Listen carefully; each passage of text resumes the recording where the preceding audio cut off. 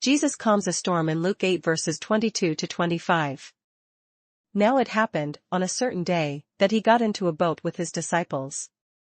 And he said to them, "Let us cross over to the other side of the lake." And they launched out. But as they sailed he fell asleep. And a windstorm came down on the lake, and they were filling with water, and were in jeopardy. And they came to him and awoke him, saying, "Master, Master, we are perishing." Then he arose and rebuked the wind and the raging of the water. And they ceased, and there was a calm. But he said to them, "Where is your faith?" And they were afraid, and marveled, saying to one another, "Who can this be? For he commands even the winds and water, and they obey him."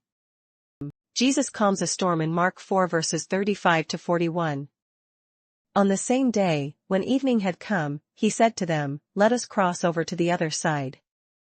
Now when they had left the multitude, they took him along in the boat as he was.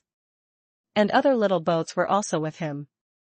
And a great windstorm arose, and the waves beat into the boat, so that it was already filling. But he was in the stern, asleep on a pillow. And they awoke him and said to him, "Teacher, do you not care that we are perishing?" Then he arose and rebuked the wind, and said to the sea, "Peace, be still." And the wind ceased and there was a great calm. But he said to them, "Why are you so fearful? How is it that you have no faith?" And they feared exceedingly, and said to one another, "Who can this be, that even the wind and the sea obey him?" Jesus calms a storm in Matthew 8 verses 23 to 27.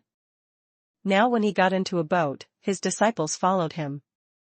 And suddenly a great tempest arose on the sea, so that the boat was covered with the waves. But he was asleep. Then his disciples came to him and awoke him, saying, "Lord, save us. We are perishing." But he said to them, "Why are you fearful, O you of little faith?" Then he arose and rebuked the winds and the sea, and there was a great calm.